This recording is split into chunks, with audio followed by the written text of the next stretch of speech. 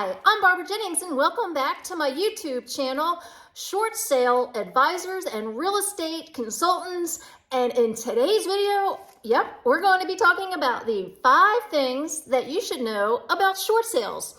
You know, there's a lot of buzz that is going around. I'm sure you've either seen the headlines or something on the news. Is it a recession? Is it a depression? What are we in? Is it this huge bubble? Are we going back to 2008? What is really happening? You know, the gas prices are just astronomical, historical high gas prices.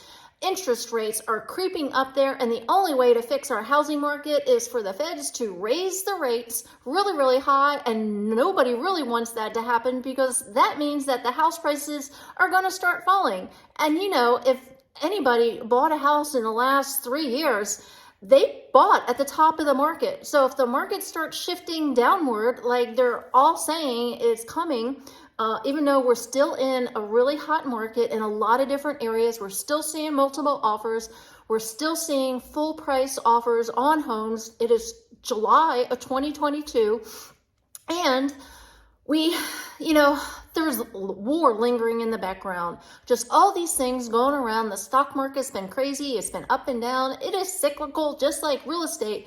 But in today's video, we're going to just kind of tell you about 5 things, and I wrote them down so I wouldn't forget what we were talking about today, because sometimes I can just go on a rant and forgot what I was actually going to tell you guys. So just being real and honest with you, Barbara Jennings. I'm with eXp Realty, and this is my channel. We've got a team that has helped over 500 homeowners just like yourself that have had short sales because of the market, a job loss, a divorce. You know, there's all kinds of different situations. So right now, it's still possible, if you took out that deferment or the forbearance, the market is still hot enough, you're probably going to be able to either break even, make a little bit of money, and not have a short sale or a foreclosure on your list, because we are getting tons and tons of people that are getting foreclosed on. It is starting, folks. I saw a whole laundry list of people up in Northern Virginia, Fairfax, Arlington, Alexandria, came down here to Spotsylvania area, down in King George, just all over the place. They're public records, you know, so all you have to do is do your due diligence and go Google. Our favorite thing is Google. So number 1, knowing your options. So this is really important. You got to know what your options are. What can you do? So I made a video as 12 ways to stop a foreclosure. Just because you haven't gotten a letter doesn't mean that some of those options may work for you, because you may be 30, 60, 90 days behind. So check it out. If I remember, I'll put it in the description in the link below so you don't have to go searching for it. It's 12 ways to stop foreclosure. And it had some really good creative ways that one could stop a foreclosure. And then, let's see, knowing your options. Yes. I think that a lot of people, I know myself, I went through a short sale way back in 2008, 2009, when short sales were hot and heavy. The market had just shifted. You know, I had a regular sale. The market, people were just on the market for a little bit longer, and the market can just shift like that overnight. You know, they say overnight, but it is actually, how can I put this? It's timing. You start seeing the red flags, and all of a sudden everybody's like, oh my goodness, the shift's here. Like, I can't believe the crash is here. Well, it just doesn't happen overnight, but it's slow and steady. You know, a little bit of price reduction here, a little bit of price reduction there. Next thing you know, people are listing their house $30,000, $40,000 less than they did 2 weeks ago, or 30 days ago, because I've seen a lot of price reduction. So folks, you got to know your options. You got to know what is out there, especially if you have a security clearance. I know that we did a lot of short sales, and I say back then because that's when they were hot and heavy. The market, there have been some short sales on the market. I must admit, there, if you look, there's one sprinkled here, one sprinkled there, but they are showing back up in certain areas especially if people took a second mortgage. You know, you got your first mortgage and then all of a sudden you found yourself in dire straits, and you went out and you got a lien on your property, so you got a second mortgage. You know, I remember one time I had 7 liens on a property. I'm like, who the heck would have 7 liens on the property? But the banks just kept giving them money and kept giving them money. I mean, it was astronomical. But security clearance, we have done people short sales. You just have to get permission from the authorities above, because sometimes you're relocating. You know, that's just the bottom line. And if you're relocating, then there's a reason, and it's not that you're in a financial bind, but is because of the market. So option number 1, know what your options are. So give me a call, shoot me a text, send me an email, make a comment below. Just let me know what you need help in, what questions you have, all that good stuff. So let's see. Oh, this is a big one. I wrote down, because it's been so long since we've just been inundated with these short sales. This came to mind. You know, a lot of people were asking questions back then. Hey, can the bank come after me, you know, for the difference? So if you owe $500,000 on your house and the market is saying, hey, it's only worth $400,000, then there's a $100,000 discrepancy, and the bank can come after you. And the way that they would do that, and it's not really like they're coming after you, like most people think. They actually, what the banks do is they give you what they call a 1099, and that's kind of like, for people that are self-employed, like myself and other salespeople, we're self-employed. So we get a 1099, and then we get taxed on that. So depending upon your financial status elsewhere, your financial portfolio, I could say, talk to your tax accountant, your tax advisor. I am not a tax accountant or an advisor. I am your local expert advisor with short sale experience.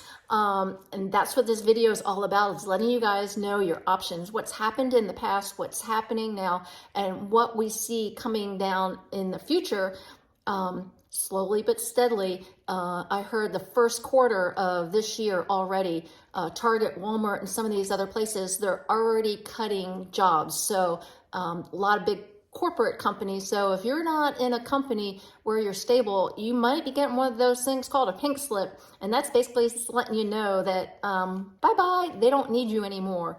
So that could cause you to not be able to pay your mortgage, and in turn needing to do a short sale because the market has shifted just enough that you're not able to sell your property for what it's worth, what you owe. So let's see. Number 3. What will the bank require me to do if I was to do a short sale?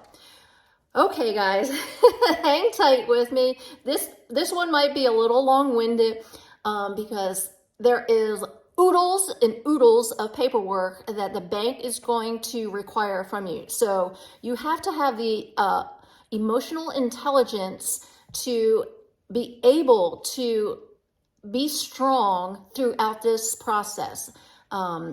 It can be long, drawn out, and it's very emotional, or it could be real short and quick. So the more efficient and effective you are in getting this paperwork filled out completely, and that is the magic word, filled out completely. Don't leave any blanks on any of the short sale paperwork. So with the short sale paperwork, first we're going to do is we're going to get an authorization from you so our team can speak to your bank on your behalf. Well, that's number 1. That's the first piece of paper. That's the easy one. Then we start getting to work and you start getting to work. So as we're working on the back end, talking to the bank, letting them know, hey, we're going to be doing a short sale. We're, getting numbers together. You're going to be filling out 2 sets of paperwork. You're going to be, first, you're going to be doing the bank paperwork. So each bank, depending upon who your servicer, your mortgager is, that you're going to be having all of that paperwork filled out. The financial package is the most important. And then they're going to ask you for authorization. They're going to ask you for the last 2 years of your tax returns. They're going to ask you for pay stubs. They're going to ask you for let's see, your bank statements, and if you own the property and you don't live in the property, say you have a tenant in there, then we're going to need an authorization from the tenants to be able to access the property and make sure that they participate. So basically, they're wanting you to fill out all this paperwork, lots of paperwork up front, but once you finish that set of paperwork, then all you have to do is maintain the updated information. So anytime you get a pay stub, automatically you're going to send it to us. You get a bank statement. You know when you get them every single month, you know you're going to have to send that to us because we're going to need it. And then you're going to have to be able to give access to not only the realtor, but also the appraiser. And what they have is a BPO agent and or an appraiser. At some point, they're going to probably do what they call a drive-by. It's a broker price opinion. And then the other thing is that they're going to come in the house and they're just going to snap a bunch of pictures of all your appliances, your electrical, each room, and they want to assess the damage if there is any, so they can have a good report to give to the bank so they can approve that short sale. And hey, not too bad. Like I said, just a lot of paperwork on option number 3 up front. So what is the bank requiring of me? Paperwork and access to the property and letting people in. And that brings us to option number 4, things that you should know. And what is the time frame that I can expect to have to move? So a lot of different scenarios here. The time frame that you would be moving all depends on the bank. So when you're working with us and our team, most of the time we can get a short sale approved in between 30 and 100 and let's see, 4 months. So 30, 60, 79, 120 days. So in between 30 and 120 days is about the average.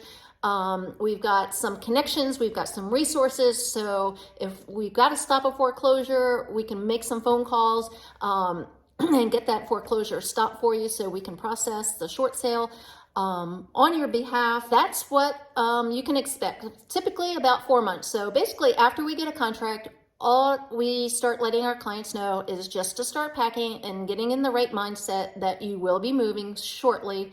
And letting people come in and keeping your property up to date in regards to the maintenance and everything, because they will at some point have that drive-by BPO or that agent that comes in at the last minute, or the appraiser, and they want to make sure that the property is in the same condition that it was before. So that brings me to option number 5. This is the biggest one of all, because if you choose the wrong agent to represent you in a short sale, it could be a nightmare. And I've heard stories after stories of people that had their house on the market, and next thing you know, I personally have taken a short sale from somebody else that they just didn't know what they were doing. They thought they did. And at the end of the day, I had to clean up a big mess. And homeowner like yourself was frustrated. They were angry. They were mad. They didn't understand. So do your due diligence. Make sure that you're working with a professional short sale specialist like myself that specializes, that has the connections, that have done these before, that has your best interest at heart. Because there's nothing worse than all of a sudden the bank saying, reject, or next thing you know, you have someone coming on the front porch, knocking on your door, letting you know your house has been foreclosed on, and you're like, say what? I'm doing a short sale. I got a realtor. I've got all this stuff taken care of. Well, hey, that's some of the mess that you could get yourself into if you're not working with a professional real estate agent like myself. So remember to give me a call, shoot me a text, send me an email, and most importantly, just comment below and let me know your situation and how I can help you. This is my YouTube channel, Short Sale Consultants and Real Estate Advisors, because we're advising and we're consulting people all the time about short sales. And remember, guys, to subscribe to my channel and hit that like button, smash that like button. If this information has been, smash that like button. Smash the like button if you have found this information useful, and definitely you can share it and let other people know what is going on and how the Barbara Jennings can help you complete a short sale. And remember, hey, some of these banks are giving up to $10,000. If I didn't mention that before, earlier in my video, to complete a short sale, they're giving up to $10,000 in relocation money. So that could be you to help you pack up and to move and to get into a new place. So hopefully one day soon, I'll be seeing you in person. Don't forget to watch some of my other videos, guys.